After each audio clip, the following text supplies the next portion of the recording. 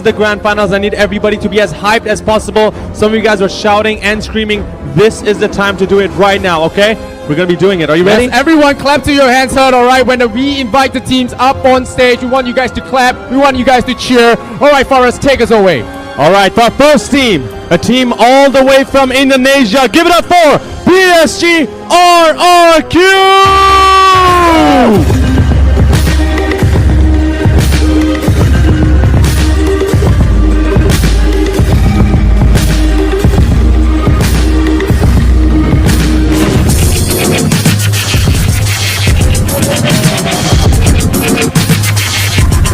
These boys have been undefeated this entire tournament and they look to continue to do the same here in the Grand.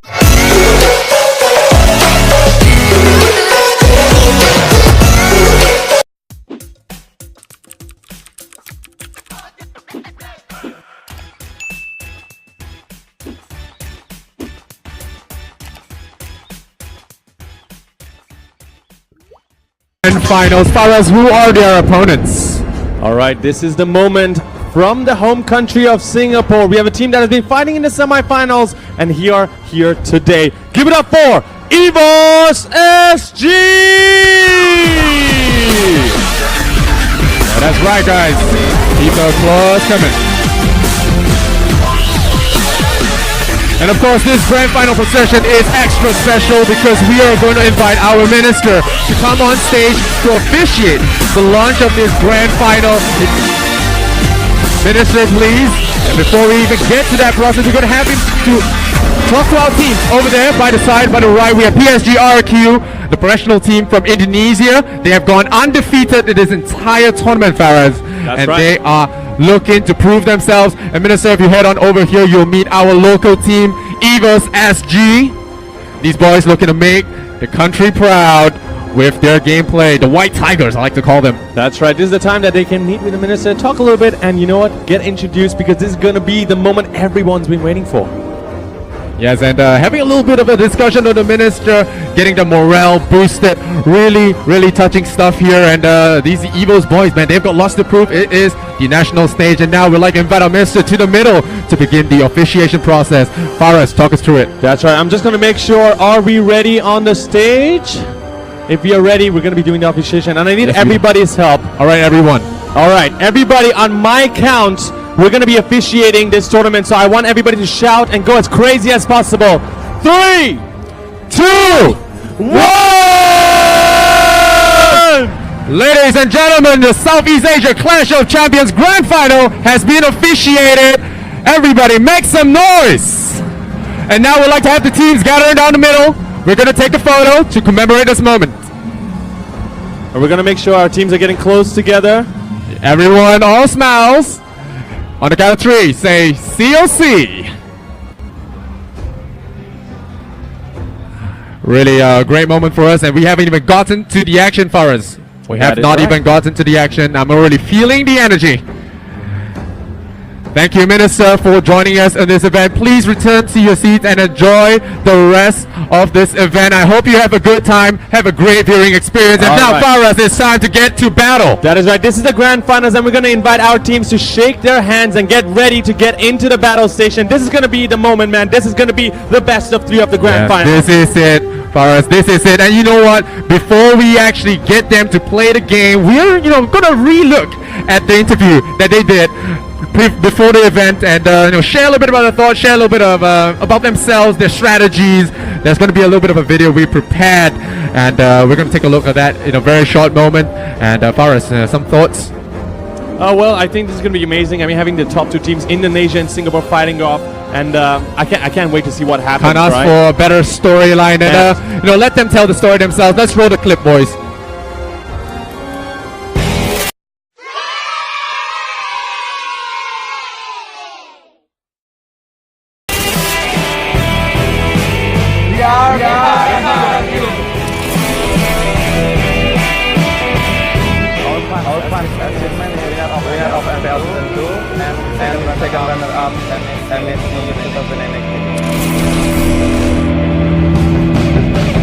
My team expectation to win this tournament and become the champion.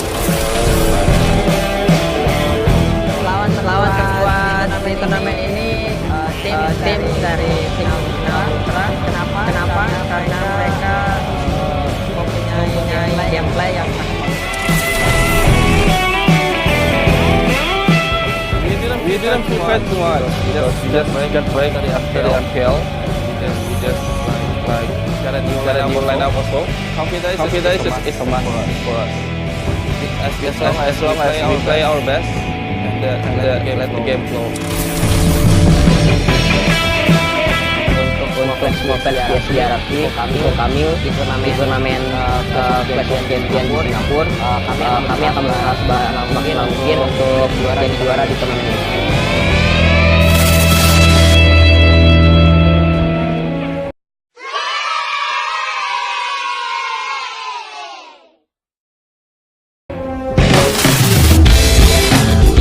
Hi guys, we are EVOS PSG. For our team's past achievement in MPL, MYSG seasons 2 and 3, in both we came in as second. I think it's not very sure whether we can emerge the champion for this year, but we'll still try our best. We shouldn't be overconfident for this. I think what the team expects the most in this tournament is to get a revenge back from Big Fam. We lost to them in the playoffs, and this is a good chance for us to show them that, you know, we're not someone to mess with. I think the toughest opponent will be Signal. After all, they won the MPL Season 2 Philippines. We train very hard lah. Like we train at least 6 days a week and at least 4 hours a day.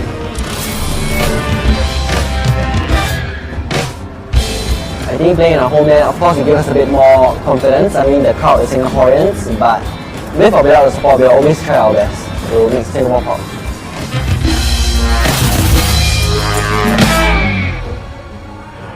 All right, both teams humble but prepared, and that shows. First game of the grand finals, the Southeast Asia Clash of Champions Mobile Legends Bang Bang 2019 is about to start now. Well, for those who just tune in or the passerby to see what is this page about, this is what we call ban and pick phase. Before we go into the game, we have the procedure to pick heroes for ourselves and to ban some heroes and out of the game, so your opponent cannot pick it in case your opponent is good at that one. So ban out. This is what we call ban and pick phase in case you just come in. And the basic goal of this game, Mobile Legends, is it's still so easy. 5 men aside and trying to destroy the biggest base of the other team, and then the game is over. Exactly. So just like that, as easy as it sounds, it's not as easy to execute, and that is why a drafting phase is absolutely required. And right here, let's take a look at the drafting phase. We've got Lunox picked out for EVOS Esports. They're finally giving Lunox over to the EVOS Esports, or rather, it's EVOS Esports finally picked up the Lunox. Yes. On the other hand side, we got PSG RRQ that will be picking up the Kufra and Grog. Exactly how is Kufra in the picking phase? How did he actually go past that? Because Claude, Kaya, Kimi, and Cho has been banned. Oh man, I kind of surprised with that, giving away Lunox to dear Bambi, but PSG must be very confident with that as they start the first 2 real quick with Kufra and Grog. They have to be careful about the Tyrant's range and also the Grog barrier, especially when it starts with barrier first. And I am Jaco. I'm sorry, not I am Jaco, but PSG, whoever gonna play Selena is waiting to punish you anytime. Exactly. Selena is definitely not someone that you should that should be taken you know, nothing. You shouldn't treat Selena as nothing. A woman that should not be trifled with, basically. Well, let's take a look at the second banning phase here. A Hellcat ban followed by a Diggy ban.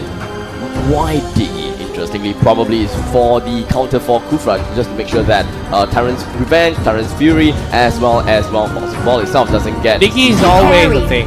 It's always a thing. No matter like your team doesn't have that many CC, but to deal with the Diggy is still like a nightmare with the alarm bomb. It's so annoying.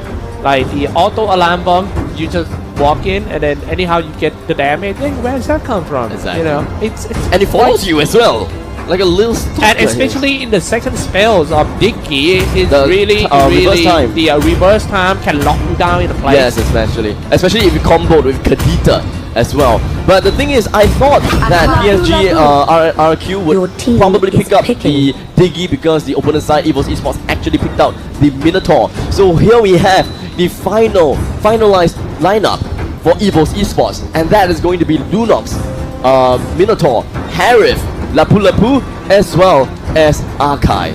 Nothing out of the ordinary. Wow, Esmeralda. This is gonna be the first game of Esmeralda today.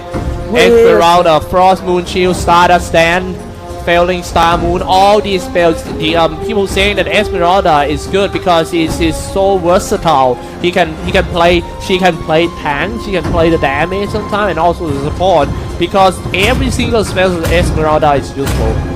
But the thing is, Cyclops, there is 3 tanks of PSG RRQ. There is 3 tanks. How are they going to play this out? Yeah, This is not something I see very often. Maybe they are not Yeah. going to put Esmeralda as the tank role. In fact, Esmeralda is going to take the time to farm as much as possible Yeah, let's and do some build a quick lead in intro them. first before we go in. For EVOS on the red side, Lapu Lapu by Soul. The JPL play Akai, Odia Bambi on Lunox, Ace Minotaur, and Welcome to Potato- Mobile the Legends. Potato on the right.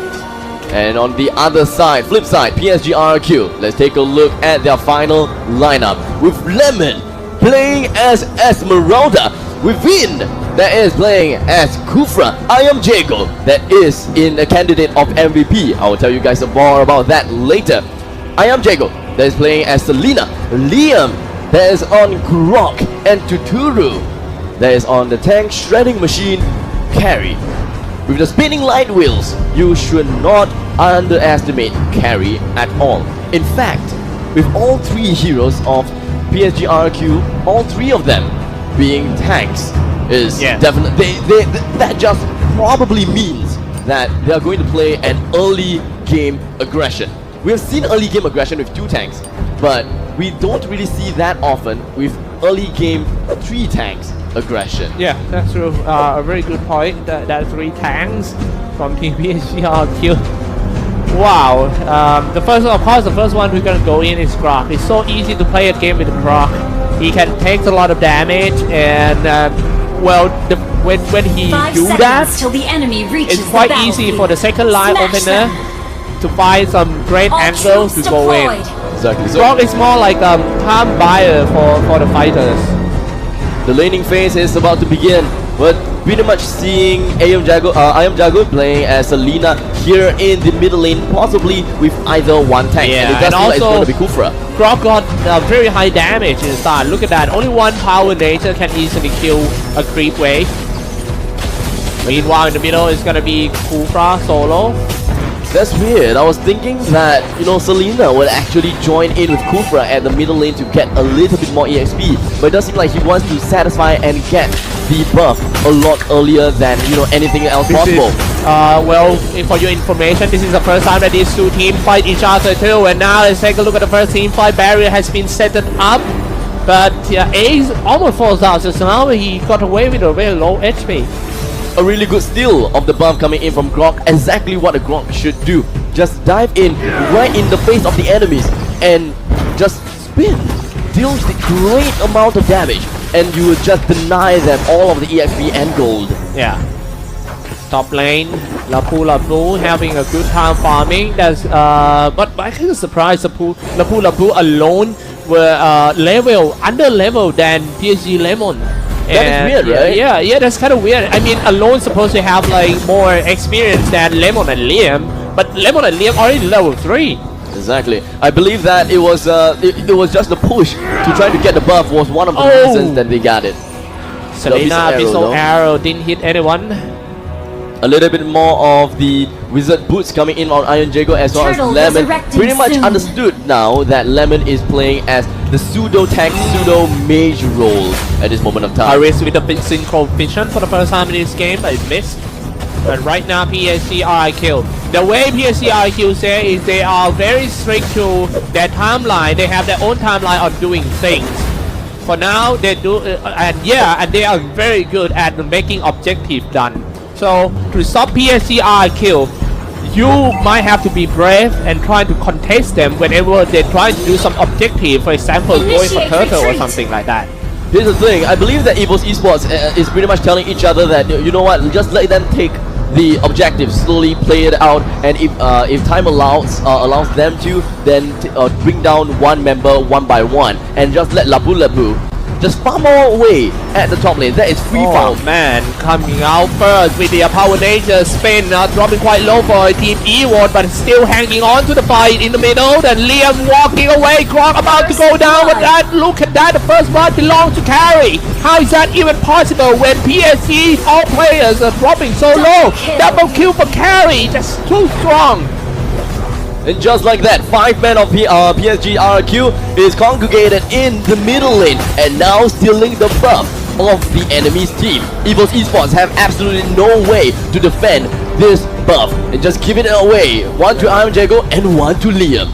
Oh my goodness, the way that AM Jago using his Phantom Step in order to just get through all the walls and stuff are just perfect timing, and also the angle.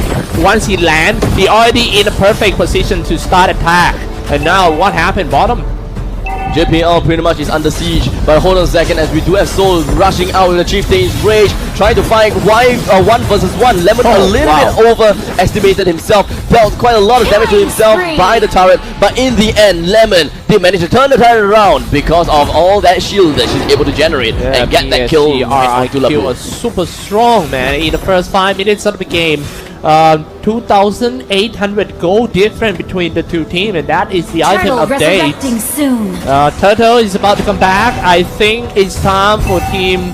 They have to contest PSG RRQ. If they lose this turtle, the goal difference will getting bigger and bigger, and it will be hard for them when they get into the mid game for Team EVOS.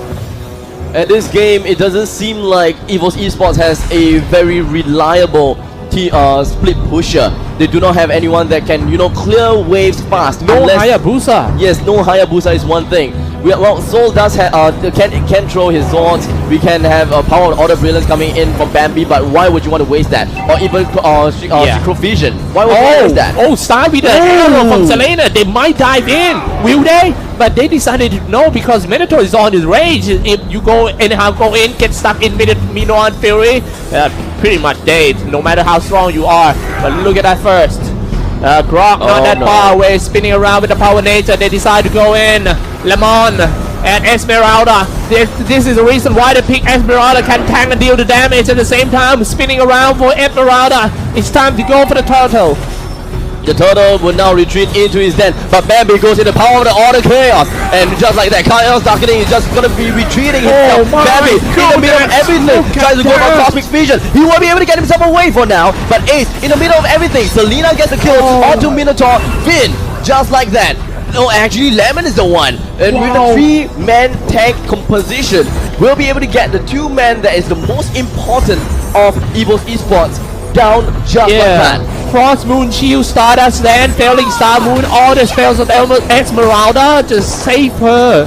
Just now, she was so low, but do you see the armor? It was this big. The armor of Esmeralda is too much. It's huge. This hero is OP. Wait until we come to the mid part of the game, whereby you can't even see her health points. It was all full of shields. Yeah, Selena missed the arrow, but I don't think that would be a fight. Liam stay in the bush. Vin come in. Kufra is ready to go for the Tyrant's Rage. You need to be careful about that. Bouncing ball first, and then Selena long range shooting arrow. Didn't hit. Nice dodge throw. Turn on to the ball. Waiting to go for the Tyrant's Rage. But they all fall back. They might come back in again from the sideway. Liam is just gonna back himself off, and of course he's gonna bring down the barrier right in the middle side of the lane. And Vin was trying to go for a blind snipe into the bushes. Unfortunately, no one is within that bush, and you know, Tyrant's Revenge is just gonna be wasted just a little bit, and JPL was able to sidestep that abyssal arrow in just a small little step. Can it go in once again? But keep in mind that Kufra still has his ultimate, the Tyrant's Rage. And just one good click from Kufra. Then follow up with the Selena long range arrow, and that's what I'm talking about. This is gonna dive in. Esmeralda, see how soon he can turn on into the balls, and then spend too much time to kill that Kufa. However, his teammates and the Kufa teammates coming in and trying to go in. Carry being they bought so much time for the carries until he plays so easy and killing everyone one by one. Look at that, and now dropping quite low. Selena got him. Oh, even Esmeralda got a killing spree right here. I'm not so sure that Esmeralda is a tanker or the damage dealer. Pretty much a best of both worlds coming in from Esmeralda. He got the Reaper as well as the Lightning Truncheon, so gonna deal a lot of damage. Man, PSG RRQ coming into this grand final is so strong. The way they play, the procedure, and also the individual skill, especially Lemon on Esmeralda, is really, really good. As we always say that PSG RRQ, the play style, people saying that it might be a bit boring, you know, 4 guy playing around 1 guy, but it always work. Then why do you have to change? At the bottom lane, PSG RRQ will be able to knock onto the second tier defense tower, and just like that, it is going to be down, and we have a fight incoming, and JBL to go down low. Oh my goodness, look at that, and now shooting in the long range Selena. EVOS. And what I worry for team EVOS is the carry, already level 11. Meanwhile, EVOS not even 2-digit level. Exactly. Potato, Soul, and Bambi, they're all at level 9 or level 8 respectively. Calamity Reaver coming in on the Potato is gonna help a little bit when it comes to damage right now, but I don't think that it is partially enough to get any kill against RRQ for now. Oh, look at the armor. Yeah. Wow. Absolutely insane. Absolutely insane. This is the main reason why people ban out Esmeralda. In fact, actually, Esmeralda haven't been banned that much. They should. But here's the thing. And most of the time, Esmeralda being ignored in this tournament. You think? Yes. For some reason in this tournament, Esmeralda was not picked up that much. Esmeralda is a great hero that works almost just like the Croc. You know, you're able to face yourself against your opponents due to the fact that you have a lot of shields. Yeah. But the thing is, you need to pre-prep yourself with all the lane creeps. And in the meantime, the Lord knocks onto the first tower, and here we have it! Yeah, man, dropping a Simon forward and trying to break in for the first time. This one dropping half already for the Pirate top team. EVOS unstoppable carry diving inside. However, he being shut down by one of them. Carry is still there and just gonna kill everyone, slay everyone one by one. The game might end here so fast. Woo. Wow, EVOS got so many homeworks to do after this game, to be honest. Man, oh man, unfortunately they do not quite have that time to do that homework. They have to go with it on the fly, as this is a best of 3 tournament. After all, the grand finals between RRQ versus EVOS Esports. The switch will happen soon, but in the meantime, let's talk a little bit more about what EVOS Esports is doing wrong. The fact that they have to play 3 games in the semi-final, especially playing that long.